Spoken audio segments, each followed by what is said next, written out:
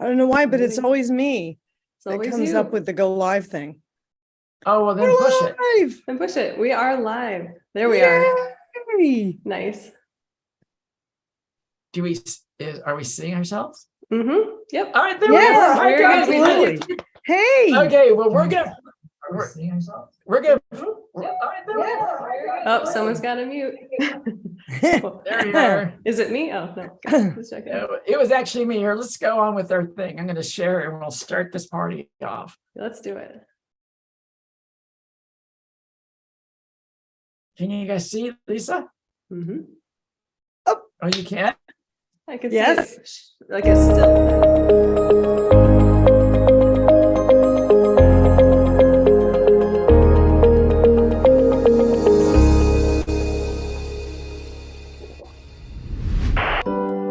When starting a design project, are you afraid of making expensive mistakes and worried that there are no answers to be found when you need help? Well, worry no more. Help is on the way. Welcome to the Design Club. With over 30 years of design knowledge, award-winning interior designer and YouTube personality Lisa Holt gives you the tools to boost your design confidence and let your creativity flow. You have personal access to one of the industry's top interior designers. With almost 2,500 things to see and do, there's no shortage of information to help you crush your home goals and get your projects done right the first time. Join our community of like-minded individuals where you can find specific answers to your questions about your home and your project. Looking for feedback or advice? Take advantage of our Clubhouse chat room where members just like you help each other and provide community support. You're never alone in the Design Club. The Design Club is the new way to get your project done the right way. Don't waste another minute or another dollar. Join the Design Club today and start designing with confidence and the knowledge to get your project done right the first time.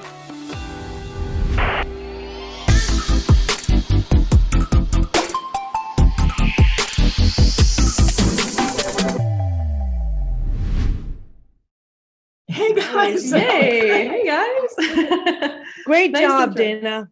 Great Well, job. I know. It's taken us a little while to get that. I mean, we're trying to create a little TV production here, but you know.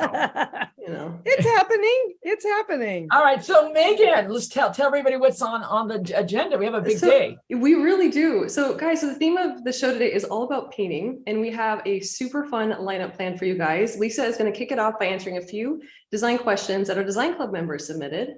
But if you also have a question for Lisa, be sure to post it in the Q&A section of Zoom. We also have a painting themed design news where I'm going to talk about faux finishing techniques that you could DIY. And bonus, we have an extra special guest today. The paint people are here, and we're going to be chatting with these experts about all things color and paint. So be sure to stick around for that. We're also going to play What Would Lisa Do?, where Lisa will take a look at expertly designed space and tell us how she could tweak it to make it even better. And maybe even our special guest can chime in on that too. So yeah, that is what we've got today. Yay! Have fun. Have fun. This is so great.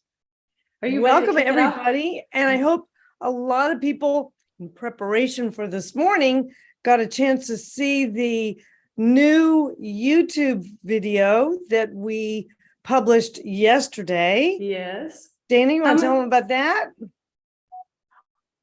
Oh, the YouTube video? Yeah, it is all about paint. It's about the paint of the year. And this is the first time that both Lisa and I have gotten back together after over a year of not really working on the videos together. We had an outside editor who was fine, but it's not the same thing as when we just have a good chemistry in terms of how we do videos, and we think it's really fun. And I hope you guys liked it. Did you guys like it? Yeah, let us know in chat. Yeah. Who've seen it, and if you haven't seen it, you guys have to go see it and like it, because you will like it actually. Yeah. It's really good. yeah, exactly. You'll like it, and we think that. So Susan funny. Loved the video. You We have just to watched see this. it. It's so good. Great video, says Karen. It was great. Yes, I agree, you guys. I really liked it. Oh, Design Bunny forgot about the video. What the heck? Go watch it right now. And then come back. Yeah, go watch it right now. Watch it later. And That's report right. back. Yeah. That's right. That's right. But so, you know, guys, we do Design Club with it. We work with on a daily basis. We have Inner Circle. We have Next Set programs. we have YouTube, we have shorts that we're starting to do, and you guys will see those coming up pretty soon. So we have a lot on our plate. So so we're really trying to sneak in these the YouTube videos for you guys, because we love making them, and Lisa loves doing them, and we just want you guys to. We just need the time. So we're burning the candle at both ends a little bit, but that's good. Yeah. Anyway, so what's our first segment? We're going to dive right into questions, actually. Yes, absolutely. A couple good ones for us. So I have a couple really fun ones that came, and one of them is paint related. So we're going to start with him today. How about that? So this came in, I'm going to share screen for a moment. This came in from Dave. And can you all see this picture? Yep. It's looking down a staircase. Excuse me. And this is from Dave B. And Dave B wrote us a very nice letter, actually. And then had a question about how to paint the stair railing and the accent, how to include the accent colors on the stairs was basically kind of what he was asking. And what he had already done was painted this exterior wainscoting, excuse me, in a wonderful Benjamin Moore, I think. Oh gosh, I don't remember what color he said it was, but it was a yummy Benjamin Moore color. And then this gives us another view of it. And then he ended up with this central other side of the staircase, right, which is actually a pony wall with kind of a top cap, which is a little bit of a handrail on this side. And that bleeds into some very mid-century modern original kind of Eichler style railings.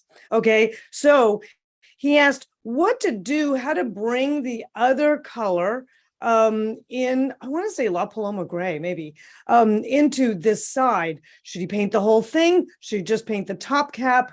And here's what I'm going to tell you, Dave, is the fact that on this side, right, you're looking at this white side going down. And what's happening is that this is now disappearing into this larger side because this is the same color. All right. And then, oops, oh no, that's the same one. Then this one on this side is looking, at the other side of the stairwell. So what you really want to do is you want to kind of bring this lovely, I'm going to call it La Paloma gray because I don't know if it's that or not.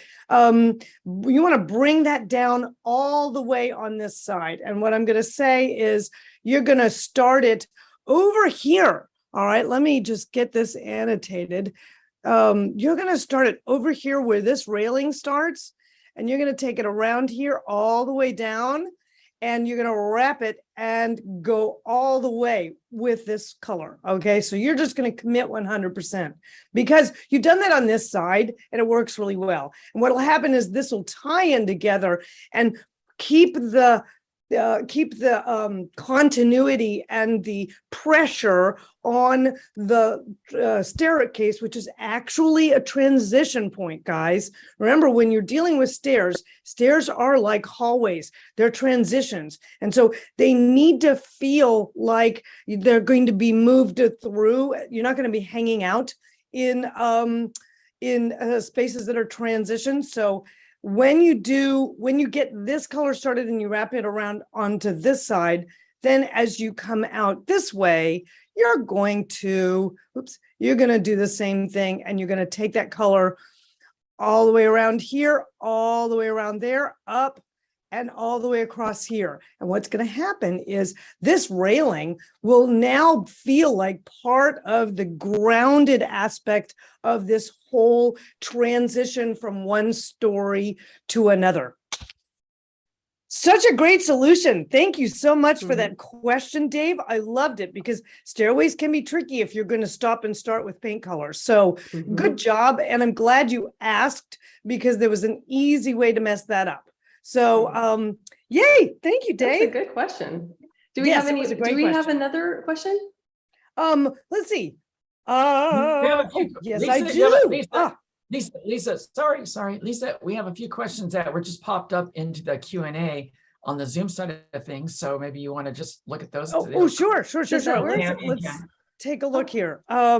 I actually don't have them up. Oh, I've Is got them. there if a you- way someone can tell me? Yeah. Megan's going to Yeah, read them to why you. don't I'll read them out to you. How about that? Tammy asks, how to paint fresh plaster walls that have cured for several months. That's a big question. I wonder if some of these, You know what? I got to tell you, James would be Yeah, the better person to answer that. So let's put a pin in that because Yeah. James is coming up today, later Yeah, for today. sure. And I would say he will know better, actually, to be honest. and actually, a lot of these questions might be good for James. Like some of the other ones were like, what to do I when see that. the paint is Mhm. peeling, best brand for a brick fireplace. So we'll circle back to these Good. guys. This is Yeah, a these are- whole yummy James yeah. thing. Okay, These are good. good No, questions. good. Because I have Okay. very specific opinions about that, but James is truly an expert. So Mhm. I'm an expert, but I'm no expert like James is. So Well, we All could, right. if we would like to pivot, I would love to share my design news. yay, If you're up yes, for let's it. hear about that. Okay. I'm waiting for my intro. Yeah, well, we're Drop gonna that. do it in just a second. Hang on.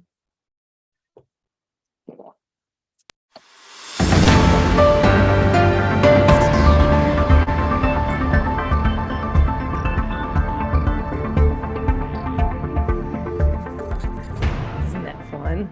Yes. I Love it. that. Love that. Also, hello. I have Yes, just transferred hello. into the Dezignclub news studio, guys. I love that. The new studio.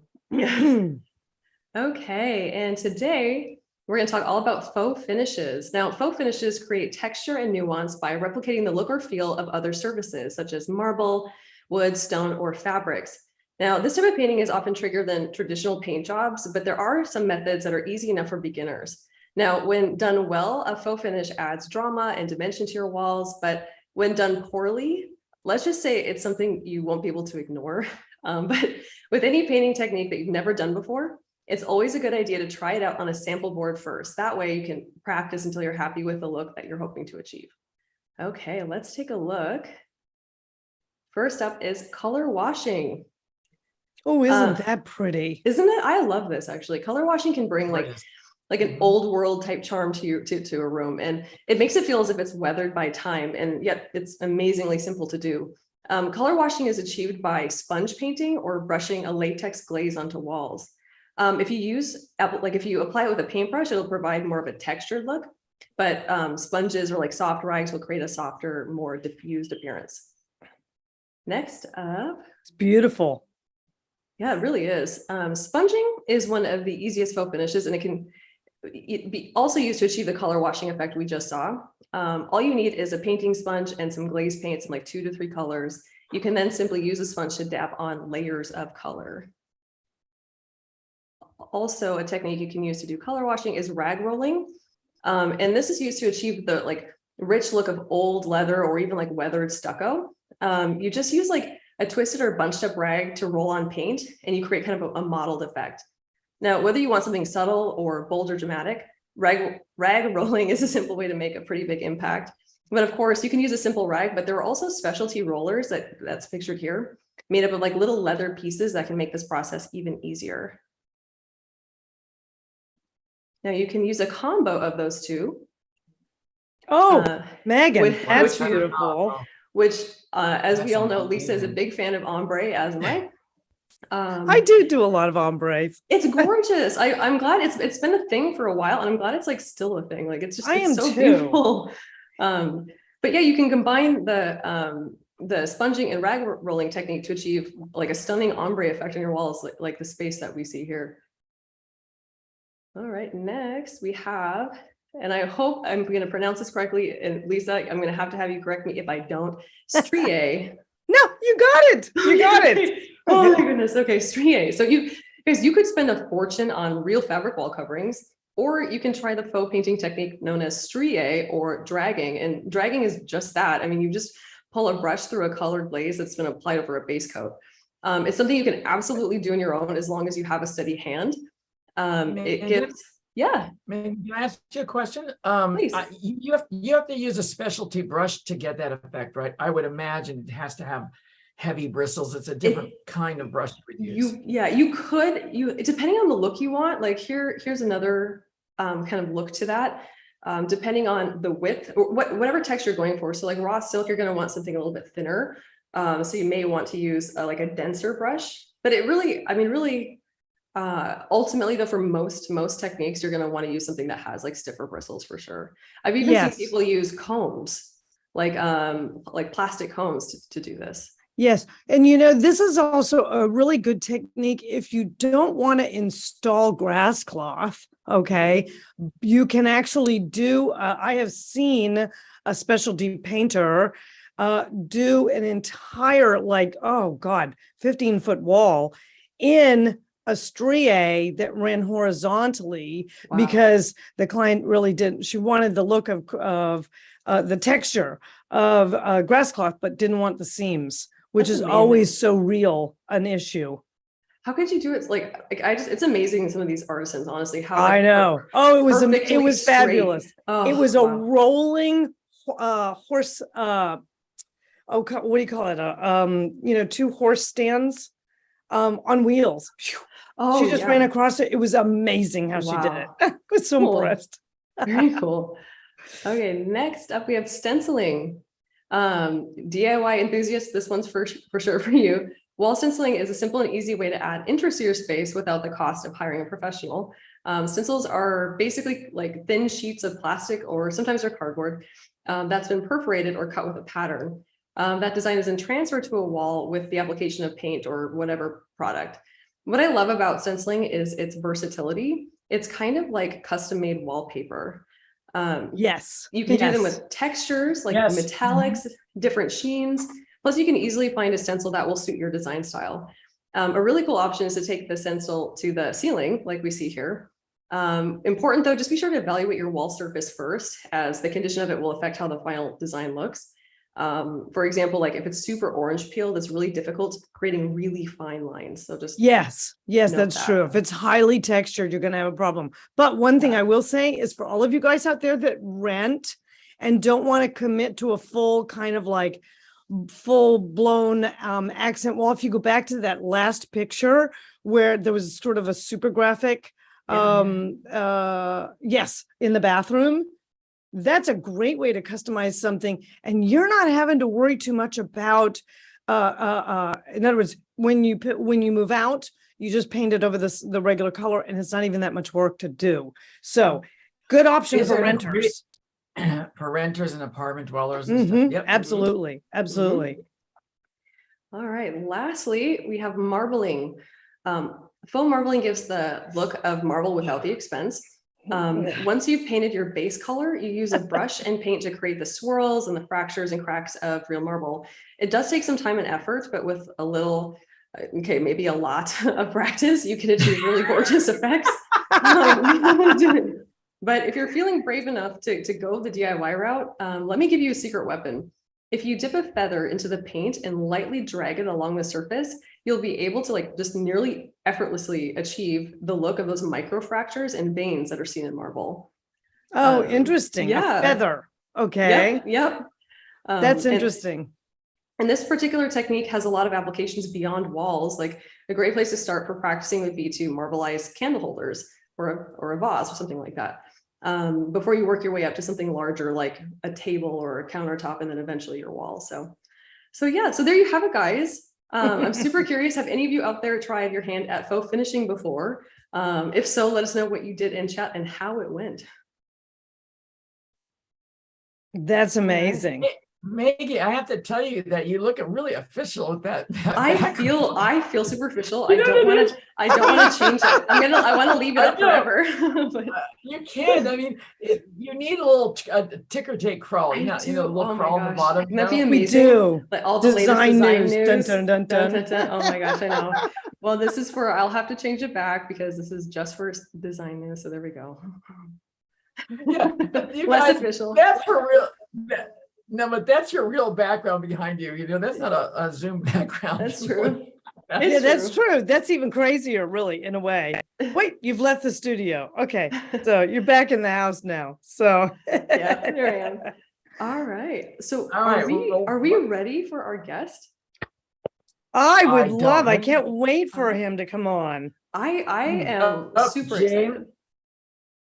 James is raising his hand, which is the signal that we have. So I'm going to bring James on so we can start chatting. So he'll be on in just a second. Yay, that's going to be fun to see James. Oh yeah, We're for all sure. hands. And there he comes. Here, I'll put us on. And guys, while you're putting, oh, there he is. Hi. Hey, James, how are you? James. Good, how are you? Welcome. Wonderful. Welcome. How Awesome. are you? Very excited to be here. Thanks for having me. Oh, that's so Thanks for being here. fun. That's so fun. Guys, you know what? I want to, if I can, I would love to talk a little bit about the paint people and our special guest. Please do. If you don't mind, if I can interject. Go ahead, yeah. The Paint People is a channel all about painting and decorating. Their goal is to make the world of paint accessible to everyone and educate the beginner as well as the professional contractor. Their channel is super informative and they cover everything from in-depth paint color reviews, so useful, the best painting tools and products, and the latest color trends. And we're going to put their link, a link to their channel in the chat so you can check them out and like and subscribe. Guys, absolutely check out their videos. If you're even like thinking about painting, you need to go check them out for sure. Yes. Amazing. I agree. I think that was fantastic. Megan, you should go like interview for like the Today Show or you're turning into like I'm like, let's just let Megan do everything and then Lisa can pop in with. And So James, before we get started on the super meat, I see a comment here and it says he totally called greenage. Okay, so I need to hear that explained. It's called greenage. Greenage. Oh, okay. All right. Good. Misspelled over there. Okay. What's greenage? It's the evolution of grayish with a bit of green, you know, a little bit of... Gotcha. I was right there. Okay. Yeah. Maybe a bit of gray too, just to sort of mute things a bit, but it's a term we kind of made up on the channel. Another one is grouge, like a rougey, grayy beige kind of color. I love it. That. Very good. Yeah. Very good. Yeah, why not? Right. We have fun on the channel, right? Well, you need to. Color is fun, right? I mean, color is joyful. I mean, it's like what you...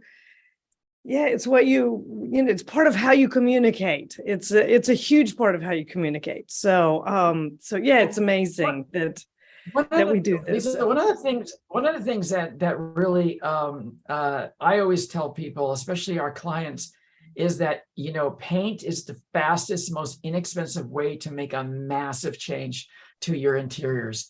And people don't really understand it. And using good paint and even having good painters is literally critical, I think. So I think Lisa has shared this with me in the past, but she's wanted to always have her own paint line because she loves paint that much. She is a paint fanatic. Is that fair to say, Lisa? Yeah. Oh, yeah, it is. I mean, there's a couple of pinnacle companies in the industry, right? And I've done a couple of custom colors for them over the years, but I just never had time to kind of like go full bore and go, yeah, I'm going to commit. So it never happened, but that's okay because there's some really good companies out there. We use them instead. Oh my gosh. James, how did you get started in YouTube? Because I know that you're there in Toronto and there's a company, a live, actually bricks and mortar place called the Paint People. Yeah. So where do I begin? I guess in terms of YouTube specifically, I actually started technically with fitness videos, which was a huge disaster. I didn't know what I was doing, like all YouTubers when they're first starting out, but I learned a lot. I did a lot of videos with a very small audience, so I was able to make mistakes with no one being able to critique. I then pivoted towards perfume and cologne reviews. Oh, that's an interesting idea. Which is we call it fragrance in the industry, but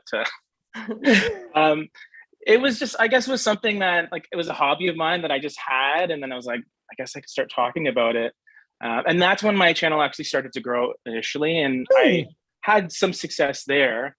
So much so that my old boss at the Paint People store started watching my videos casually, and we started talking and brainstorming, and he's like, hey dude, like, do you want to do videos for our store? And originally it was just supposed to be just, you know, videos about the paint store, and then it evolved into what it is now, which is a more broader approach to, you know, paint color and talking about palettes and occasionally tools and products, and the rest is history, I suppose. You know, we're going on about 3 years now, so yeah. Wow. Yeah, that's amazing. That is, I love that story, because so many of us YouTubers have that like tiny seed origin story, right? And if you go back and you look at all of our videos, it was just Disaster City, right? Oh yeah. The early videos. Our beginning videos were a little rough. It's humbling. It's humbling. So it's a lesson in humility. Yeah, it's very humble. Communicate, you know. Oh my gosh, that's fun. Well, we thought of a couple of questions that we definitely wanted to ask you, but there's also some questions that are now coming through on our chat, so which might be sort of technical, which would be good. I was going to ask you, what color would you like to see banished from all paint decks? Ooh, that's a great question. You know what? I think I sometimes have an issue with all of the very light off-whites that exist. The and I'll tell you why. millions and millions of off-whites. The millions and the Benjamin Moore, there's an off-white Holt like fan deck dedicated to it. And I get why. Like, I obviously have Dove Wing behind me. Like, I love off-whites. Yes, classic gray, right? Classic gray, a classic color. They're nice because, you know, they're airy, they're versatile. Like, I get all that, but I think for people that are a little more inexperienced when it comes to color, it can be so overwhelming when there's so many choices. And oftentimes people, they're just looking for a white, maybe for your doors and your frames, or your baseboards, or your ceiling. So why overcomplicate things with very minute, subtle undertone differences, you know, that really aren't worth it in the end to worry about. So, and also like company to company, like Sherwin-Williams white is going to be different than Benjamin Moore's, you know, plain pre-mixed white or whatever the company is. So I think they should exist, but also, you know, I think people should be mindful that maybe sometimes it's better to just not worry about all those crazy off-whites and just pick something simple. Like, I almost think that we should have one white and then like we skip like 10 LRV and then just go to like dark off-whites and then call it a day. You know, it's funny. It would make things simpler. And what we did here in our design club is we put together a book, because it is so overwhelming to people that we kind of said, you know, we've just got to go. Let's make it easy for them. Here's like 5 go-tos, right? Exactly. Here's a dead white. Here's a blue white. Here's a, you know, slightly close to off-white. Here's an off-white. Here's a, you know, warm white. And there's like 8, you know, and it's kind of like, perfect. Just go to those 8, you know, and you'll always be, okay, this one reads this way, this one reads that way. Just do your double check on your test, and you've got that. Because it's very true. It's very, very confusing. In fact, we just finished a webinar on it. The whole thing was so huge. I have a question for James. James, excuse me. What would you say, knowing the inside world of paint the way you do, is there any advice you would give to our members? And, you know, we'll get, you know, thousands of people. I mean, what would you say would be good information for them to have that would be easy about working with painters or working on paint? Do you have any in terms of, let's say you're hiring a painter And yeah, right. And working with painters. check the and people like reviews. Mm-hmm. I think so many people that I know, they'll hire a painter and then say, oh, what happened? They were highly recommended by my, acquaintance. I think, you should go outside of your own circle sometimes. And I mean, Yes. I always go by reviews. And it's the obvious answer, but just pick a reputable company, because then, there's a lot more validity to your choice, because there's a lot of people that can vouch for them. And I kind of do that with, restaurants too, and movies that I watch, and I'm a bit of a slave to reviews, but it's a great starting place actually, right? So you can start with the highly reputable companies first, and then kind of go from there. Yes. Yes. Oh, no, it's true. Because you know what? It's like anything else. You definitely get what you pay for, because you can get a $3,000 exterior paint job. You can get it, and it's fine for a year, maybe, hopefully, right? But it's kind of what you want, right? Do you want to not have to deal with this for another decade? Then you're going to have to pay more and get a really reputable company to do all that prep work up front that it takes to make that paint stick. Mm-hmm. Absolutely. Yes. Now, what do you think? So if someone wasn't going to hire a professional and they wanted to try it on their own, what would you say is the single best painting tool that would make that job easier or more successful for them? It's a bit cliche, but you can't go wrong with a good paintbrush. Just to start. I think, it's funny, because there's different schools of thought with that too, where I've had painters that worked with our family painting business who would get, a nice $30 Purdy brush, and then they would use it for 2 months. Purdy. And then another guy will, he'll get a dollar store brush and get a new brush for every job. But the thing is though, when you have a good brush, you will have a better experience. It's going to hold paint better, so you won't have to dip your brush in the can a bunch. It's going to have cleaner lines. It'll be easier to maintain, all of that. You won't have to be picking out little, brush filaments out of the wall while you're painting, because they're falling off. Yes. There's a lot of things. And yes, it's going to be more expensive. Like in some cases, you might spend 2 to 3 times on a good brush, but it's worth it. It's you get what you pay for type of thing. And then I guess the honorable mention is edgers. I know a lot of professional painters, they'll sort of scoff at that and be like, I'm too good for an edger. But my dad, he's been painting houses for well over 40 years now, and he'll still dabble with edgers, because they can be an effective tool as long as you know how to use them properly. I think that's the important thing. Because maybe they won't give you the precision lines that a brush would do, but they're really quick. You can get 90 to 95% of the job done in an instant.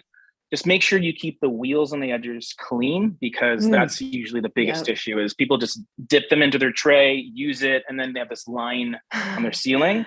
Right. You actually brush it onto the the pad and you'll be fine. And then that's what my dad does. And it works for him. So nice. So we actually have one more question about that, which is that there's always this debate about the tapes, green, blue, masking. What's your favorite and why? Well, you got to go with frog tape. Frog, absolutely.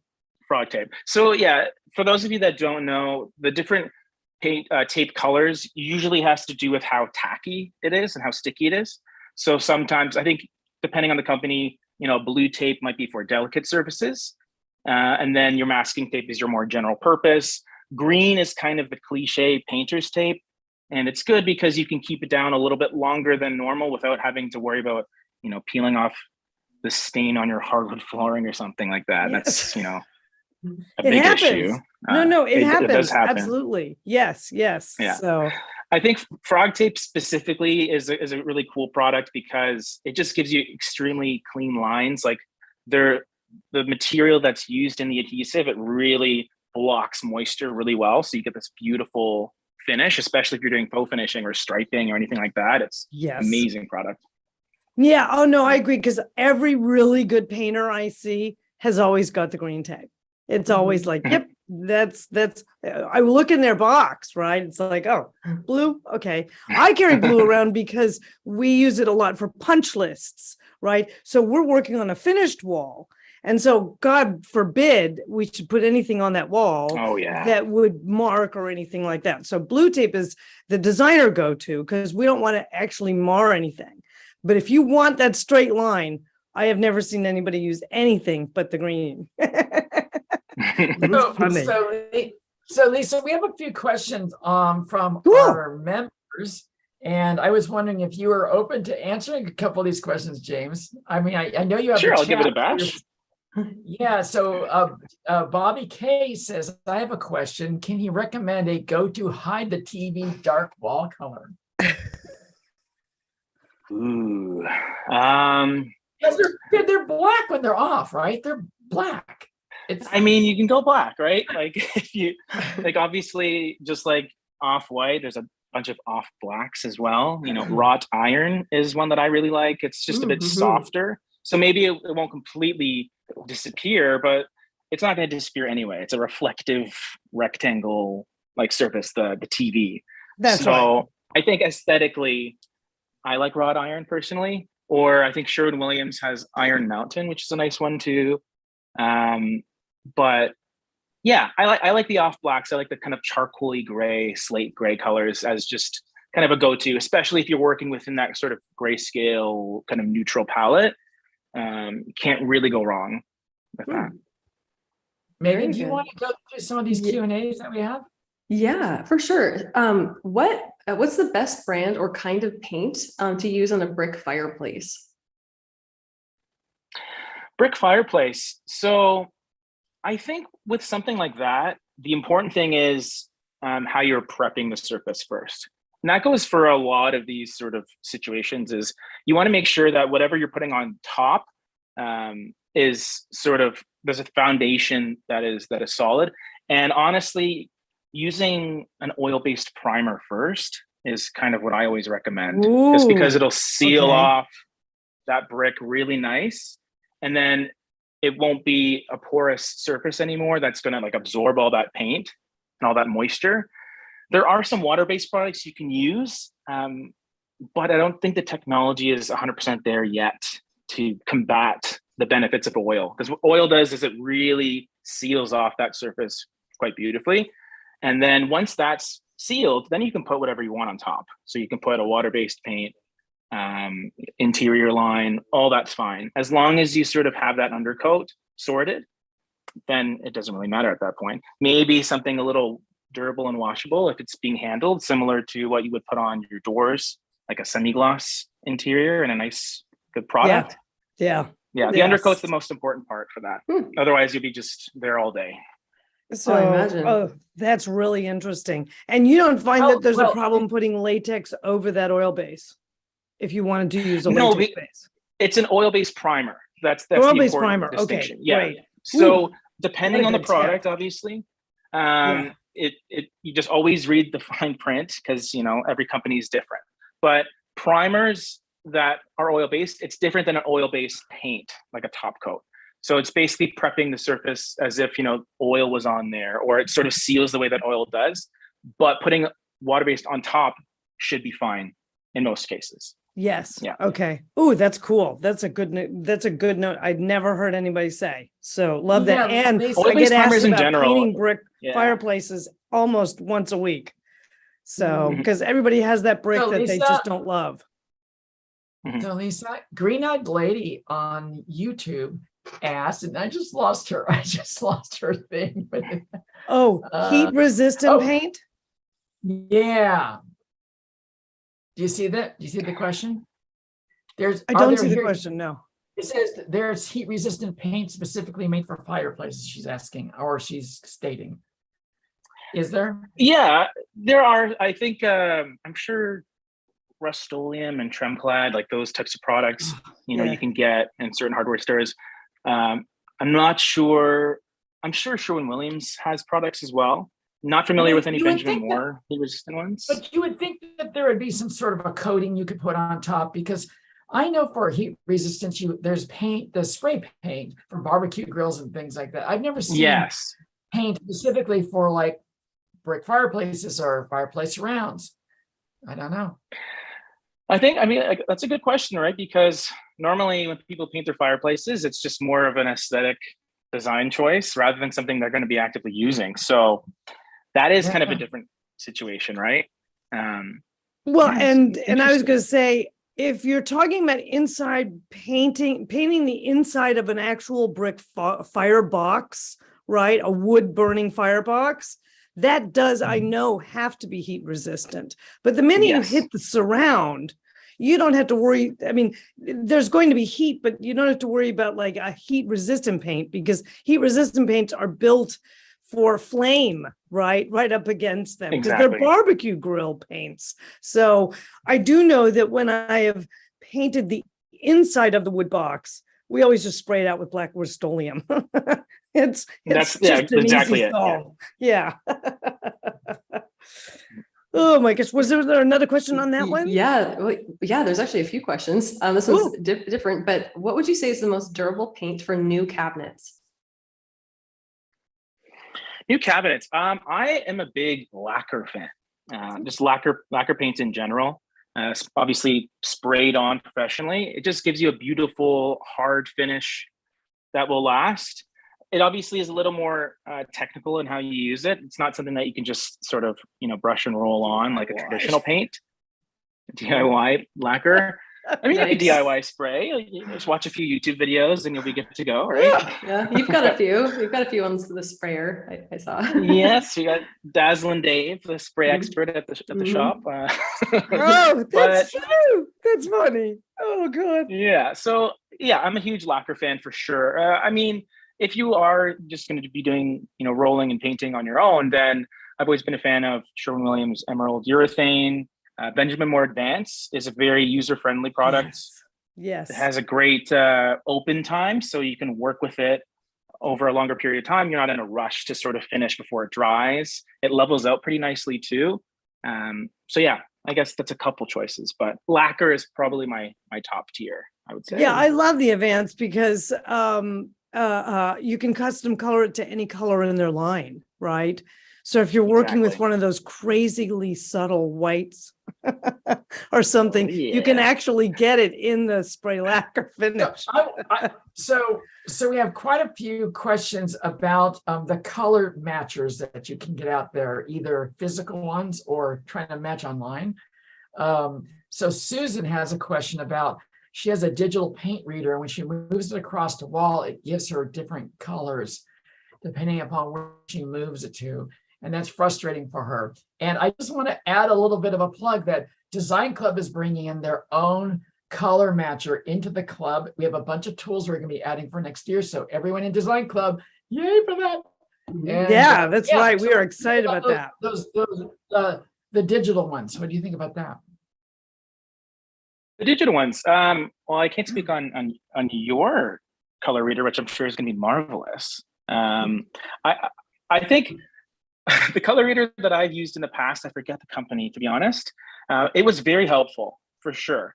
I think for me, I used it more as a nice starting point in terms of getting a color that I can actually, refer to a client. But then the match itself, I still brought in a physical piece of the actual wall to get it matched when I'm doing, let's say touch-ups or something, right? I wouldn't necessarily personally rely on that matcher that I used if I was to do that. But if I was to repaint the wall, then it would be close enough, right? I think the technology is advancing though, for sure, and they're really handy. They're way better than using your phone, 100%.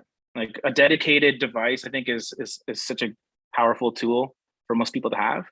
And I've done a lot of color matches myself, but well, this is the one, because think about how long your guys in your shop have been doing it, right?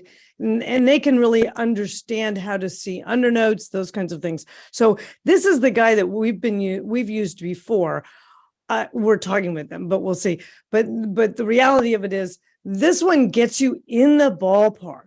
So for a layperson, right, to get in the ballpark, right? And then what I do is I go, okay, if this is the reference point and that says I'm at, Benjamin Moore rose quartz or whatever. Oh no, what's the new color? I forgot. But rose quartz. Raspberry So- blush. Raspberry Raspberry blush, yes. blush. I can't believe rose- you can't remember that. Then then you can at least get that in the store and go, okay, now I can start to work with this. Does this, because we have what's in our company, and what we espouse on all of our videos is what we call the rule of 3 in terms of the paint process, making a decision about your final color, and it That's different from requires the you matching color, having right? the correct lighting, right? Because light is everything Oh yeah, with color. absolutely. So in fact, I think I've got something over here.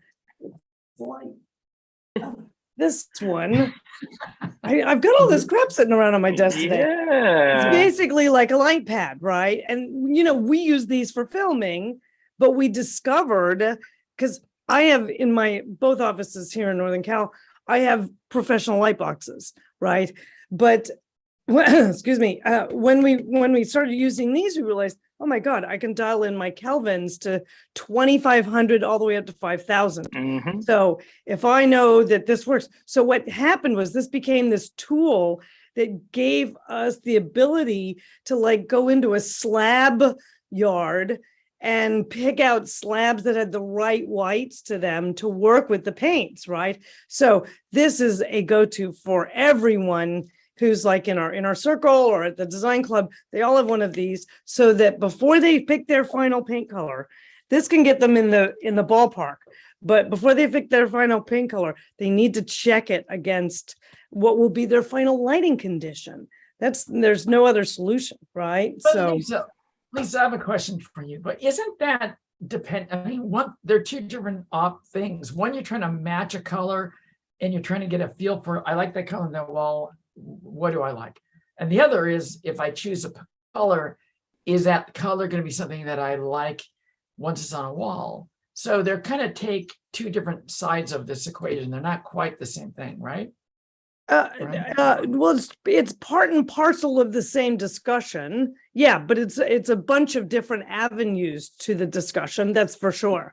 So I think I can add to, sorry to interrupt, but lighting, if let's say you're at your friend's place, right? And their lighting's obviously going to be different than what you have. So a color that looks kind of gray to them, in actuality, is actually kind of a beigey color, but their lighting sort of yes, kind of mixes it up. But with a tool like that, gives you more of an objective analysis of that color. So now you know what the color is supposed to be, kind of in a vacuum, right? Yes. So you don't even need, you're not being skewed by what Kelvin value their light bulbs are. This is what it is, right? So yes. I think that's powerful. Yeah, no, this is that color in neutral light. So take that out and go, okay, do you like that? Maybe you need to make it grayer, because I got a lot of questions. Yes. I always get a lot of questions, on YouTube about the color of my walls, right? And usually it's prefaced by, oh, I love the warm white that's on your walls. And I'm like, that's the lighting, because we have uplights and, a bunch of other things in the studio, but that color, that physical color, is actually Benjamin Moore Classic Gray. So it's a white, but I can make it look like whatever I want it to, depending on what I'm lighting it to be. So big, oh, Dana went away. Oh, she'll be back. Did you lose? No, she'll be back. I don't know. Oh, that's so funny. We do have other questions, though, if you're up for answering some more. We'd love that. Of course. What should one do when the paint is peeling from newly painted plaster walls? So I think that's another example of prep, right? With plaster, even if it's been cured, you don't want too much moisture to go onto it, because that can sort of cause peeling and bubbling. So again, I harken back to oil-based primers, because they just sort of sit on the surface and seal, rather than a water-based product that would seep into that plaster and sort of rehydrate it and then affect the surface.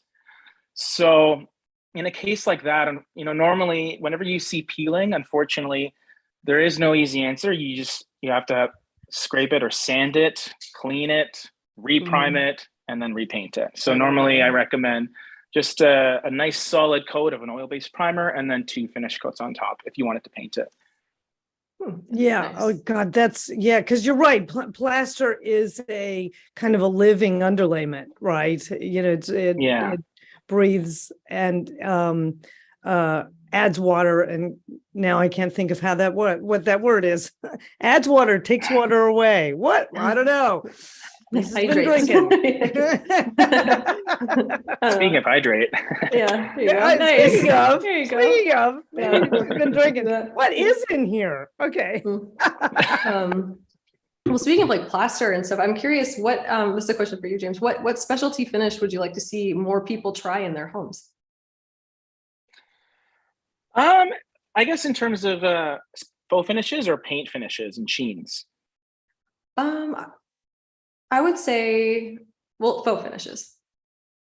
Faux finishes. I like lime wash. I think it's a really cool lime wash too. Yes. kind of a suede like appearance. I think is really cool. I know it's having its moment. It's it's kind of been popular for a couple of years now, but I still think it's a great way to have some visual texture on your walls. And if you don't want to mess around with wallpaper or something like that, but still want something other than just a simple opaque kind of finish, then lime wash could be a really cool thing to do. I love it, and it's funny because in our news segment we didn't even mention it, but lime washing is fabulous. So, and I guess my old ombre is kind of going out. I love an ombre too. I still love it.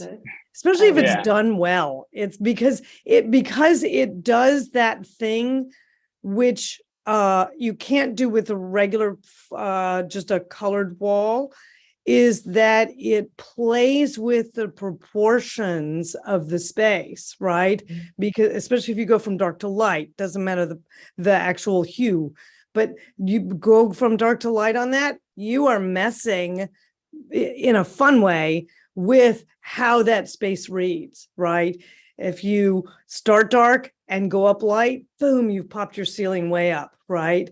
Great for short ceilings, okay? If you reverse it, great for super tall ceilings. We had a client in our circle class who was in Stockholm, and she had ceilings that started at like 14 and went up to 22. Okay, super contemporary, like penthouse space.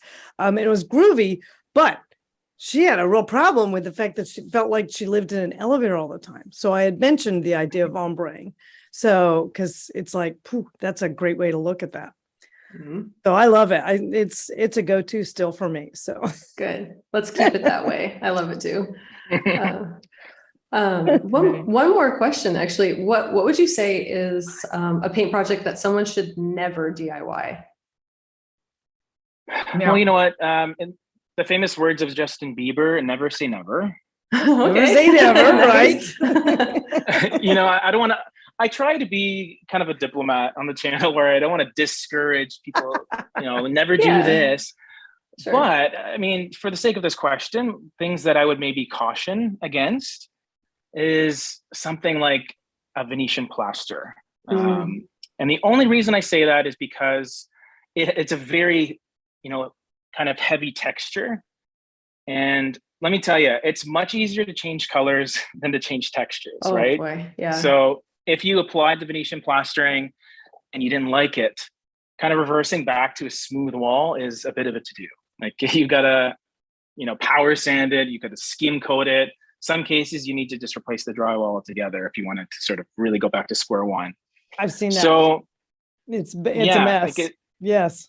It could, and I mean, it can, it's supposed to look a bit messy, right? Which is the nice thing about it is you can kind of just, go for it and it'll still probably look cool. But the people that apply it professionally, they've been doing it for a long time and they're, really good at it.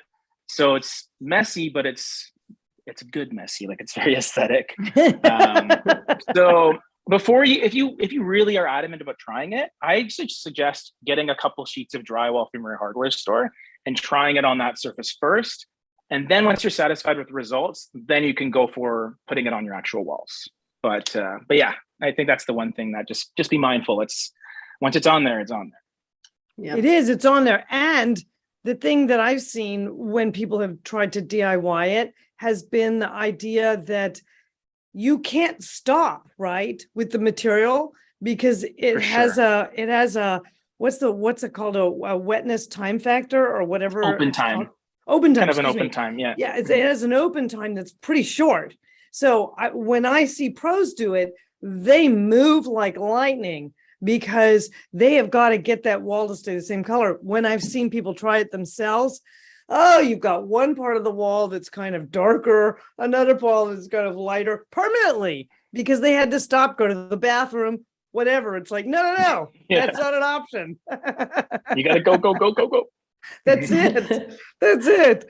Oh my gosh. Well, I have one more for you that I know we keep coming up with one more and I keep thinking about this.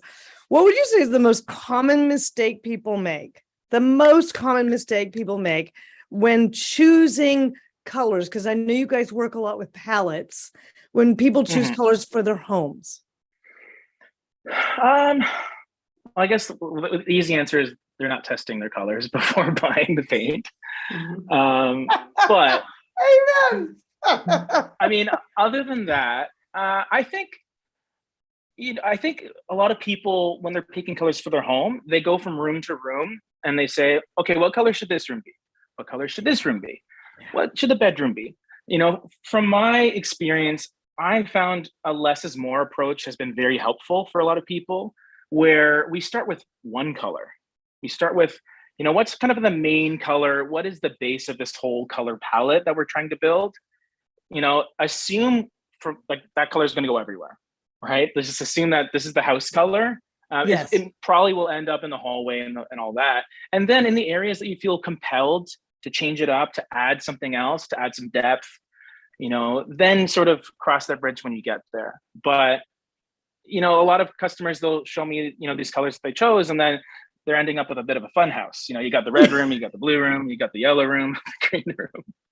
When really, maybe you just needed 2 or 3 colors. That just is a starting point, right? So I always feel start simple and then build out, rather than just kind of putting this huge burden on yourself to pick all like colors, for like the 10, 20, how many rooms you have in your home, I don't know. But yeah, less is more kind of thing.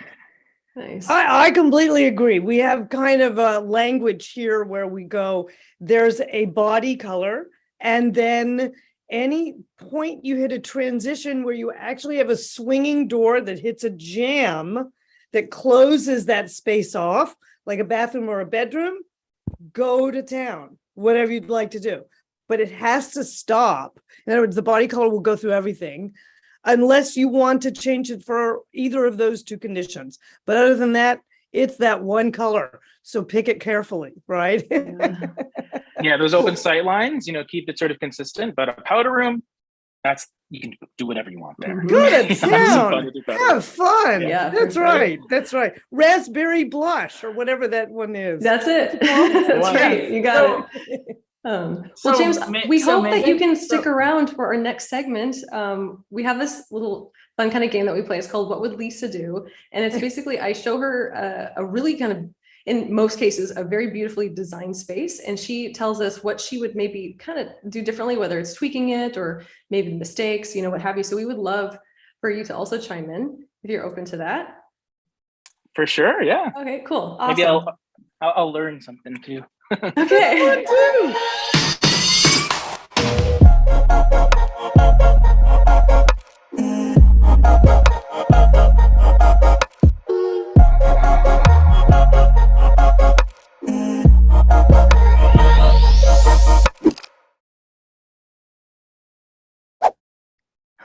I love that. Love the dropout sound. Anyway, I wait for it every time. Okay, so I'm going to show you a space, and you're going to tell me what you think. Let me get you guys bigger here. You ready? Yeah, let's see. Ta-da. Oh, A Ooh. divisive dining room. Oh God, I love that space. I like it. I dig it too. So moody. It's good. Uh-huh. well, I'll tell you a couple things they did, in my opinion, really well. Okay. I'm always talking with people about when you choose a color for a wall, like a sexy tone, like this rich, grayish black is, you always want to tie your drapery in to it exactly or as close as you can, because drapery is an architectural element. And if you're making a statement like this with your architecture, that in your interior architecture, then you want to tie that to it. So they did a beautiful job of that, number one. Number two, I love that they actually played with the sheens on this really rather lovely ceiling. That's gorgeous. They went with a matte right in the middle, and then they actually expressed the beams. They're not quite beams, but they express the oh my gosh, my brains are gone today. They express the other area with a high gloss or a semi gloss, which is very nice. So I like that. I only question one thing, which is, well, no, maybe it works because I didn't really actually see the windows. It's actually pretty good.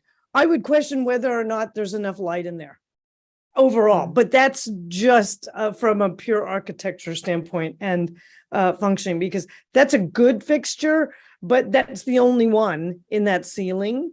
And so I kind of wonder if that works. But no, another good thing that they did was they kept the valuations and the hues very close together on their wood for their tabletop and the wood for the floor. So lots of very sophisticated selections going on there. Well, also to your point, Lisa, I'd say that, this room has a lot of windows. And it also has that high gloss ceiling, and that's white. And so you do get a lot of amounts of light in there. I agree. It's probably why they went this direction with this. Yes. Well, yeah, because they could without a problem. But this isn't a What Would Dana Do segment. This is No, but the deal is this. Typically, you're going to use a dining room like this in the evening. So you won't have any natural light. That's a good point. Yeah. Do you have any thoughts, James? Well, it's funny because I was after I was admiring the paint color itself, I was drawn to the sheen in the ceiling.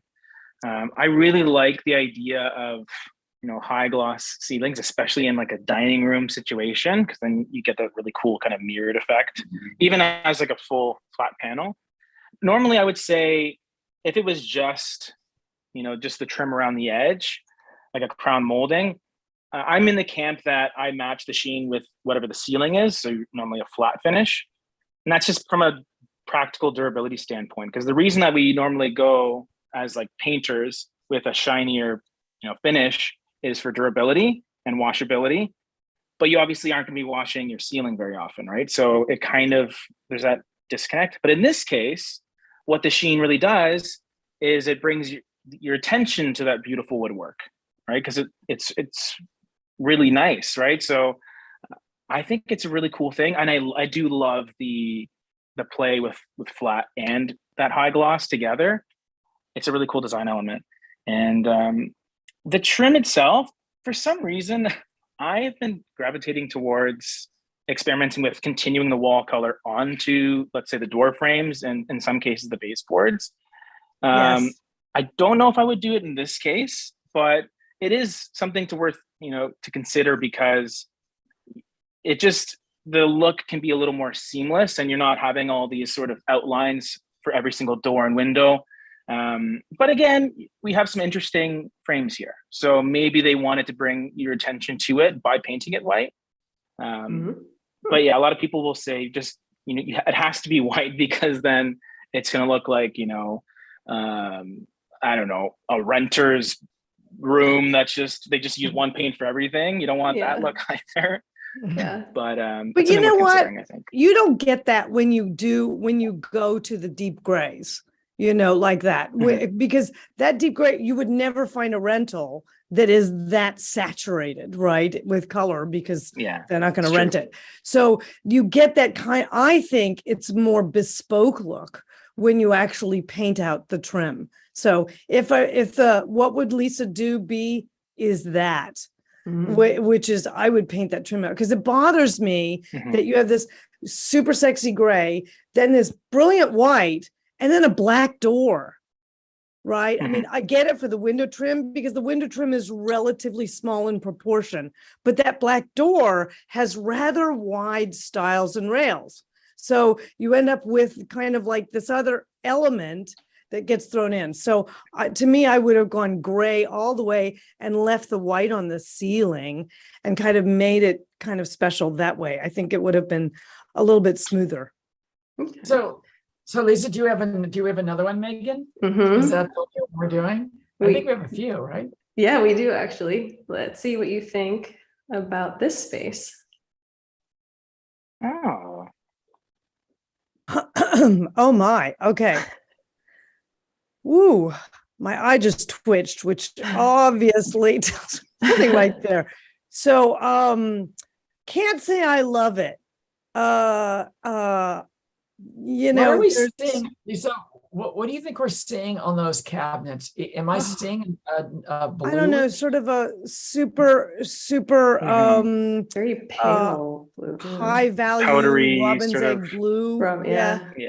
I'm and not sure that I like that with the gray and all the whites. I think that misses for me. I agree. I completely think it misses. There's too much And going you know on. what really is a problem, Lisa? The kale salad. No, please, Dana. Well, so that on the from oven a for some photo kale chips. stylist standpoint, that's a problem, right? You have a kale salad and you have magnolia leaves. What's the point, right? And then a turquoise that kills it for me, honestly. thing. The KitchenMaid, There is a lot going on here that kind of went wrong. So don't love the light fixtures. There's no accent for black anywhere except for that one faucet on the back and thing. And it's kind of like, you know what, this was not planned out properly. The blue is odd. The gray is unfortunately odd. And they didn't understand how visually the impact of those colors were going to sort of be together, and B, there's a whole lot of tile in that room. It's not just one backsplash. It's both walls. Everywhere. Yeah. That's a lot of tile, and that's a lot of white texture. So yeah, I think that's a miss on my, what would I do with it? I would start over. Yeah. But couldn't you fix that room at least a little bit with a repaint job on those cabinets, even the Yeah, I think it's just that would help the upper immensely. cabs, just painted the same, something. Yeah, or something get them white, get them Mhm. white, get them quiet, right? And then I would make the base cabinets darker, because Yeah. that's sort of a meh gray. Yes. It doesn't really Mhm. go Yes. anywhere, do anything. Mhm. So, and why are you painting your kitchen blue? Blue is not a good color for kitchens, right? Mhm. Blue is Mhm. not or an engaging food. Oh, where am I talking about that? That was the master class. Mhm. Oh, yes. So we did a master class on the emotional and physiological human reactions to color, James. And one of the things we were talking about was the idea of how blue is recessive in nature on the color wheel. And when you talk about it from a theoretical standpoint, and so you never place eating, you never go into a restaurant that's blue, right? You always see a restaurant that's gray or beige or, something along those lines. And so it's an odd choice, blue for kitchens. Mhm. All right. Well, for the first time ever, I think on What Would Lisa Do, I'm going to show the exterior of a house. We've always done Oh, the that's fun. interior. Oh, good. So Yes. let's- Oh, cool. Let's see what you think of this little wonder. It's cute. Isn't it? I think it's cute. Yeah. Oh I my kinda God, I like it. adore it. Yeah. I'll tell you what I adore. I love that palette. I Isn't it love lovely? the I love the palette. brown. Yeah. Yes. I like Love the brown. palette. And I love that they took the shutters the same color as the body. Love that. It's an Yes. interesting choice, isn't it? Yes. Yes, love it, because there's just a textural change now. And so now the feature truly is that exquisite door, The door. right? Mhm. Yeah. Oh, that's It's a, cute. I have I love it, nothing to Hannah. change there. Lisa, what do you Wow. think of Lisa, what do you think of the front door? Love it. Absolutely Love love it? it. Yeah, I love I've it. done a couple of doors I- like that and they're exquisite. I love it. I do too. Yeah. Yeah, it's gorgeous. I can't, oh, maybe if I was gonna really be picky, it doesn't look like the planters match the body. And I think I would have Oh. gone there Yeah, they're a with bit that. brighter. They look Mhm. whiter. They're Yeah. brighter, yes. Yeah. I have something. I was like, do you like or do you not like the drain spouts being colored the color of the? Would you have painted that out? No, and I'll tell you why. Because, structurally, architecturally, right, you have kind of a French, you have a French mid 17th century, okay, and those gutter boxes are of the period, right, and they were never painted. They were always expressed in black wrought iron or whatever. So that is part of the architectural statement of that space. So I wouldn't touch them. Like the roof is And correct. yeah, The balanced too, so- gutters and the gutter boxes are correct Mhm. too. So I would have Mhm. left them. Hmm. Very good. I've got another exterior I would like to show you. I have a feeling you'll have some Yay. opinions on this one. Oh my God. well, I think the color is nice and quiet, which is what I like. I know. There's Very something so subtle. serene and subtle, and Oh my Your neighbors are God. gonna love you. You won't be Oh, that wait. neighbor. Wait. I want to talk about this little sweetheart over here. You want to That's annotate? just Are you- buttercup Lisa, yellow and white. Oh, Isn't that the- darling? Here, I'll do it. Here. That's lovely. This little sweet little. Oh, look, a purple pen on top of it. There you go. Yeah. There you go. Sorry, giant circle, but there you go. Isn't that Oh, Savannah look, you Green did it, from you too. Benjamin Morris Color Trends? Oh, There you go. could be. What are we It's- talking about? It's I'm kind of missing the- amazing though. Like, yeah, compared to this house, I mean, it's like, what wouldn't look good? And you know what? That is really a tragedy because architecturally, it actually has some very interesting lines. They've managed to hide the beautiful little fish scale things in the dark purple again, in the purple again. They've accentuated the badly or the fake stamped out railing details. So it's a shame because it's got a cool metal roof. And if they had just hit the right palette with that, wouldn't you agree, James? That would be a sweet piece of property. For sure. And I think a lot of people they'll visualize, I really like purple. I want to use purple on the exterior of my house. I mean, not many people have that thought, but you can still have that thought. You don't have to go that purple, right? You can pick something a little more muted, a little more subtle if you were set on purple and your neighbors agreed that it was okay for you to do that. But no, I also agree that, you're losing a lot of the really great like things about this house by just sort of blanking it in this color because that's all you're looking at, right? It's this purple, Yes. so. Yes. Karen, purple. Lisa, True.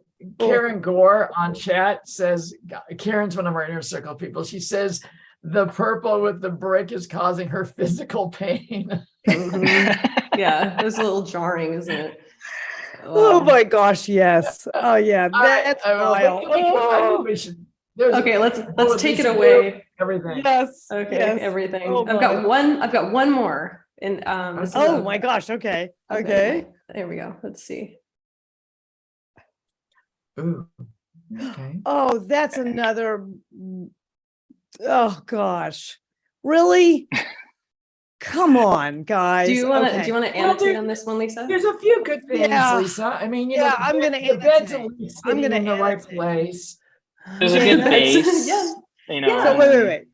So wait. So the intention was probably great, but this is a perfect example of really not studying and understanding what you're working with, because this kind of yellow green, okay, it doesn't work with the wall. So architecturally, you're already off and running in the wrong direction. B, this color that's on here is way too blue. So if you're going to do a green story or a palette line, work within the hue and take it up and down, shades and tints of the exact same hue, guys.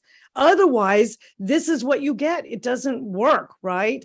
So you end up with like kind of a sick apple green, an old Granny Smith on the drapery. Okay.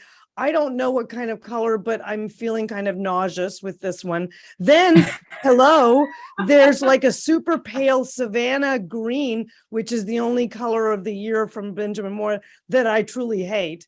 Okay. And then what's happening down here? Okay. Because we didn't have enough celery as a statement. And then this is all just so bad that it's kind of like, you guys, the intentionality is there, but the delivery, the execution is completely wrong on it. It is and guys, bad on levels. I love a green bedroom, but this one I would never close an eye in.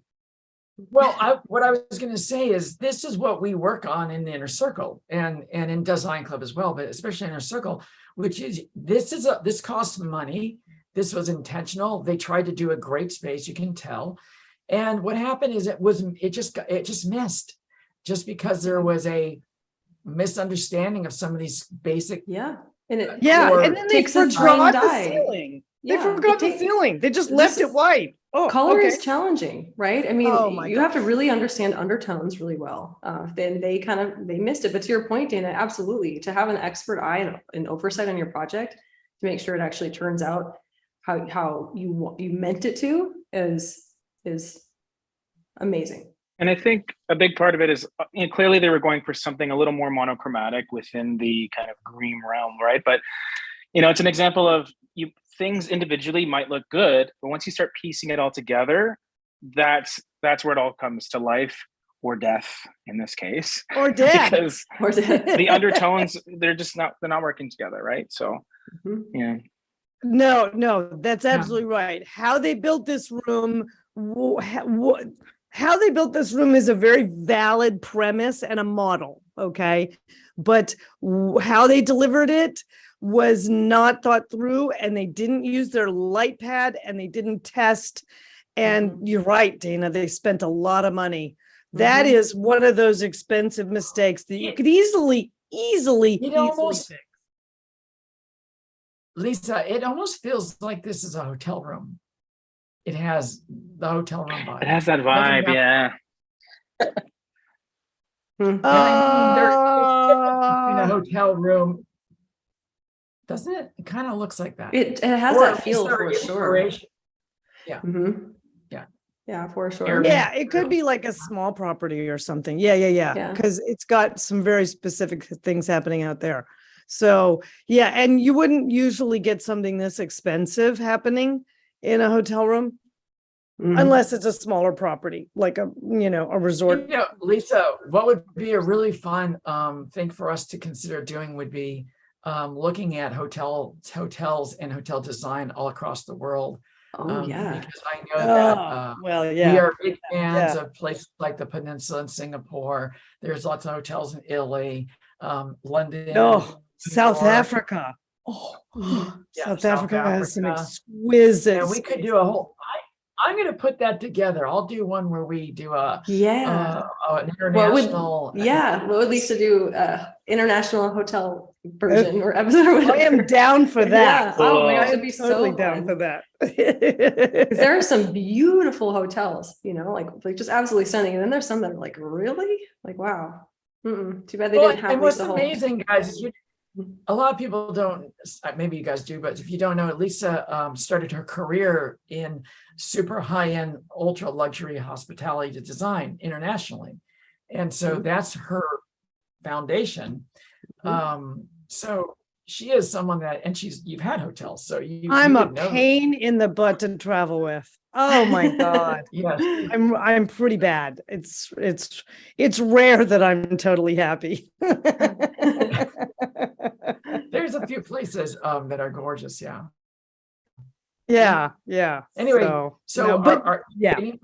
Do we have any more segments, Meg, or That, where are we at with our? Well, that was it for our What Would Lisa keeping the Do? party going? But we do have more questions if we have time for that, or you're open for that. Does that sound good? For sure. Okay. Perfect. I Okay. was going to ask one, which is Yeah. that so I'm not in a store, or I don't represent painting in whole. So I actually have put quite a line in the sand around Benjamin Moore, because I work with Sherwin-Williams, and I've worked with Valspar and Dulux, and I love Farrow and Ball as well. But Benjamin Moore, to me, has, as a designer, has the most flexible, comprehensive, and intuitive origin line for their colors, as well as the fact that their product is so much their best products, right, are head and shoulders above the others. And I've had really good painters over the years say to me they'd much prefer to do a project once in Benjamin Moore, because their labor time is faster. They're not having to do 3 coats, they can only do 2. It's just a better project all the way around, right? And so I often am surprised when I have to convince a client to spend a little bit more to get a better paint. But if I've got the right painter saying, yes, it's a really good paint. And people always ask me all the time, why do you like Benjamin Moore? And what I was going to ask you is, you guys clearly represent a lot of Benjamin Moore. You sell a lot in your stores, right? And I know you sell other things as well. But if there is a perfect product, or what is your favorite product of the Benjamin Moore paints? Also, before you answer that question, I just want to address, guys, I think we're having a little technical issues going on in terms of that. So we apologize, but it's not on our end. It's just the internet connections and things like that. So okay. I apologize for that. Yeah. So anyway, go ahead. I just want to say that. Yeah. So we talk about all paint on our channel. There are a lot of great products out there, especially as you go up the tiers, because a lot of paint companies will have contractor grade paint, which is not necessarily bad. It's paint that's usually recommended for commercial spaces that are getting repainted more often. And then in residential, uses, you want something that's going to last long. And a lot of these companies, like, these prices aren't really arbitrary, right? They're not just picking a price and then that's what it is. You get what you pay for, right? You're going to the product that's going to last longer. It's going to be easier to apply in most cases. And I'll touch on that in a second. And you won't have to repaint it. You can wash your walls with a sponge with those high-end paints too. Like, just gives you a lot more features as well. So I think, Aura by Benjamin Moore is their premium line, and I love using it as a painter. I use it in my home. It's funny because normally you think, the higher end paints, they become really thick, because they can cover really well. Aura isn't that thick. It goes on really smooth. It's really nice. It can dry a little bit fast for some people. So it doesn't have the open time of other paints that, give you tons of time to sort of work with it. It doesn't dry instantly, but, you do want to at least finish your wall panel with your roller, before you go use the restroom, for example, right? It's something that you want to move with. Yes. So I think for walls, Aura would be my choice, but a definite honorable mention to a primer, which is actually by a company called Insulex, which is owned by Benjamin Moore, and it's called Stix, S-T-I-X. Okay.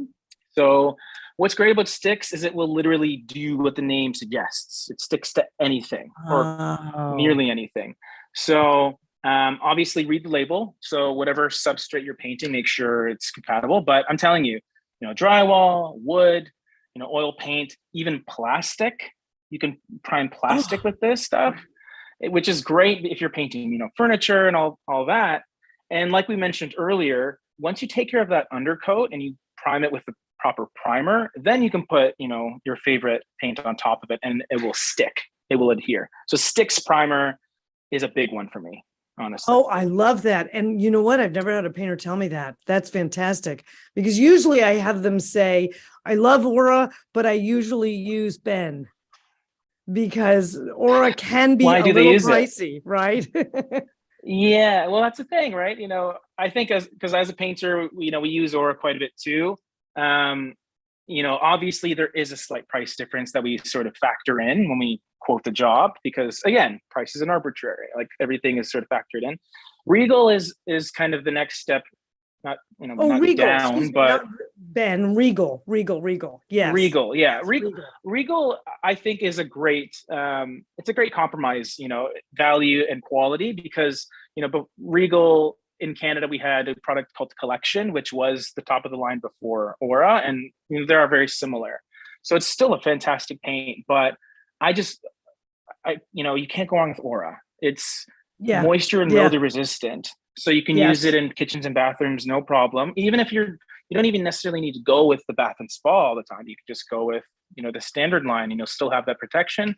The matte finish is extremely washable, but you can't say the same for, let's say the contractor grade ultra spec line. If you go with the flat with that, you're going to have issues, right?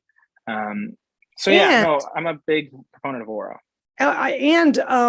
The ultra spec base is a different base to mix in, and I have had colors go off on me when someone wanted to use the ultra spec on some of those subtler grays and some of those really subtle undertones. I've had them actually shift when they mix in ultra spec versus Regal or Aura. When Regal or Aura is used, I've worked, it's been the right color. So, but sticks is fantastic. I wanted to say thank you to that, because that was, if everybody's listening, there is a pearl of wisdom that we can all take away, because I literally have a woman who's in Inner Circle right now. She's in a completely paneled 50s house.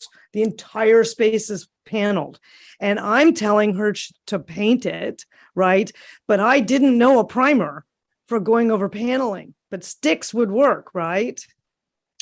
Sticks would work. The thing is with paneling specifically, I normally go oil primer for that too. Okay. Like an oil-based primer, because the one thing about sticks is it's immensely versatile, but I think coverage-wise, sometimes you might be better off with oil, depending on the product. It covers fine. Like I use sticks on paneling before, but just again, check the label, because you'll actually see the square footage that the products can apply with. Yes. So you might have more mileage with an oil-based primer. In some cases, again, your water-based, kind of waterborne primers, which are kind of a little bit of a hybrid that are water-based and oil. But sticks will definitely work, right? So I often use it for things like, let's say stained wood trim that, they want to convert it to, let's say, a painted trim. Sticks is usually what I go to, because I know it's going to stick. You don't need to do any extensive testing to figure out what was actually used on the wood. Sticks will just cover it. After some maybe light sanding. Guys, that was worth the price of admission right there. I hope everyone heard that. That was literally like, oh my gosh, that was light bulb. Sticks, the primer. Sticks, the primer. I love that. Thank you so much, James. That was amazing. So, oh my gosh. So now where are we? So here's where we are. We want to thank James for coming on the show, because we need to move our show along, or we could sit here and talk to you all day about paint. We really could. There's still thousands of questions. I was gonna say, We'd love to have you come back. Part For 2, sure. Yeah. Yes, Yes, the painting people yes. part 2. We'd like that a lot. And again, Yes. guys, Oh, be no, sure we to have head hundreds of over to the people listening. channel. I'm going to put the link to the paint people, their YouTube channel, and be sure to check them out, like, subscribe, all their videos. You're gonna love it. So let me do that right Yes. now. So you don't Yeah, let's miss pin it. that up. Yay.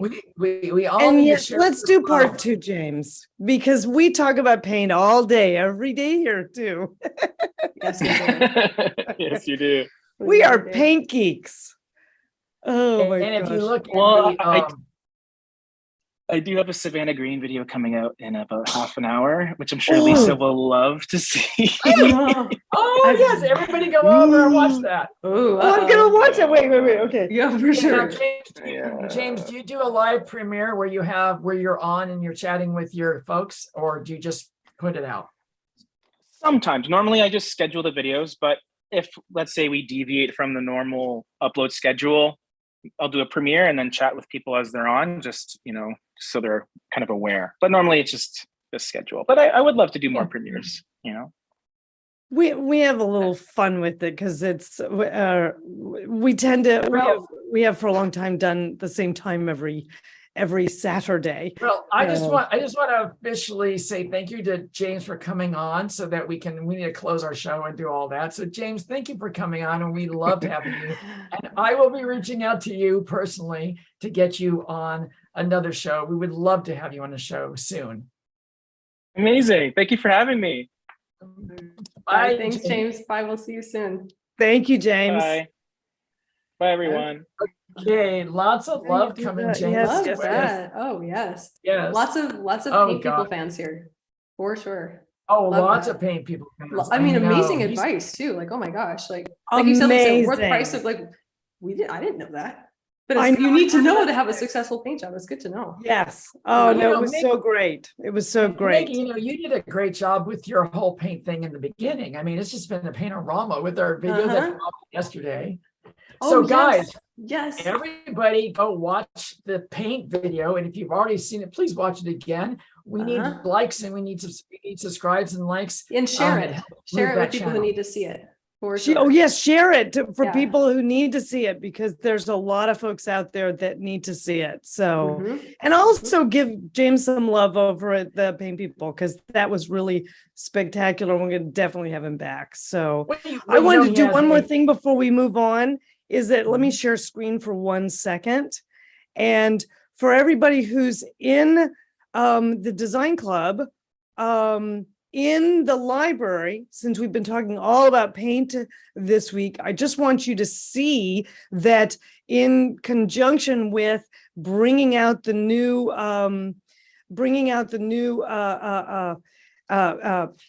colors of the year, which we're in right now, we have a vastly expanded addition to Lisa's favorite paint colors.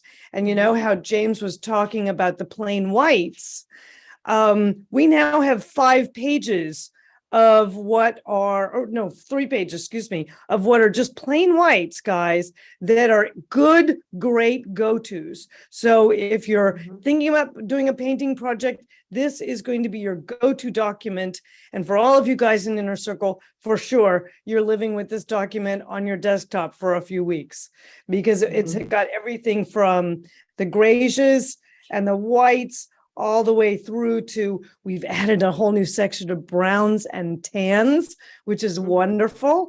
And let me ask Megan, can you tell everybody how they can join Design Club if they want to? Yeah, absolutely. And so guys, like, the ebook that Lisa's showing is exclusive to Design Club members, and it has super useful information. And if you want to get your hands on that, and as well as have the opportunity for Lisa to answer your design questions, not only live, but in the clubhouse and in club chat, you need to join and become a member of the Design Club. So it's the perfect time, because we're still running a special that will save you a bunch on membership, but you should know that it is expiring really soon. So to take advantage of that discount, go to thedesignClub.com and enter the coupon code LOVELISA, and I'll post that coupon code in chat for you guys.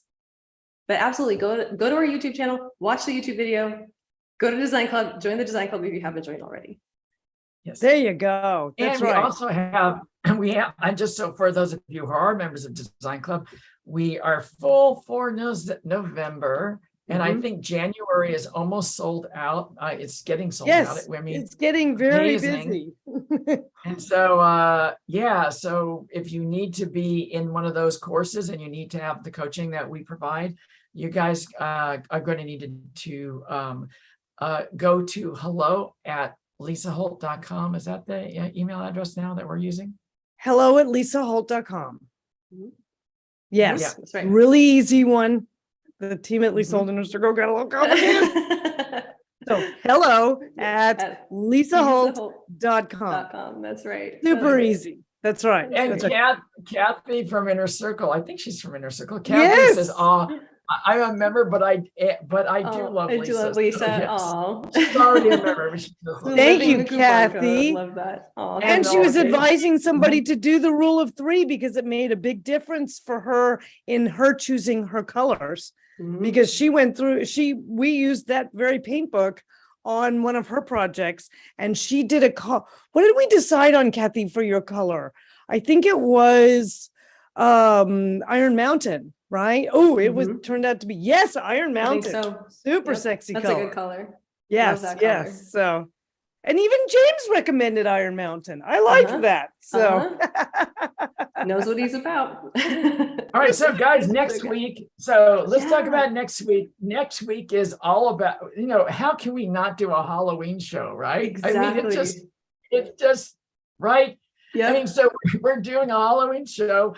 Megan and I and Lisa have some fun things up for you, and we'll be in very different places than we are now. Yes. And you guys need to come to the show all in your whatever you want, your themed anything. And yes, and do we have a guest for next week or not lined up yet? I do. It's in the works, but we are going to have a special new segment with Jonathan, I believe. Oh, Yeah, yes. so I'm really, so Right. guys, you have to join us. Not only is it going to be our spooky theme, Jonathan is going to join us with a new segment. It is going to be scary good. Yay, I love it. Okay, good. You know That's what a we fun- should do? We should have the club members or anybody on YouTube email you, Meg, about like spooky interiors that we can stump Lisa with. Oh, that would be so great. Because you know what, guys, we didn't do a stump Lisa today because I still wanted to just bask in my glory for just one more week that I was able to stump her last week. But I have to try again next week. But I would love your help. So that would be amazing. Yeah. Anything. Yeah. So tell them an email address that they can send pictures to. And can you please send it to meg@lisaholt.com, and I will put that in chat for you all. Yes. Easy to remember, but meg@lisaholt.com. Yes, absolutely. Now I have 2 more questions that have come up. Do we have time to answer them or no? Well, we're right at about an hour and a half today on the show. Oh, so okay. Okay. But So these can wait till next week. Right. Can it? Okay. Okay. Yeah. These can wait till next week. Great. Okay. Good. Good. All right, guys. Well, listen, we had a great show. It was fun. We had a great, make sure you go over and see the paint people and James over there. Yes, please do, for sure. But we'll see you next week, guys. Yes. Okay, See you. guys.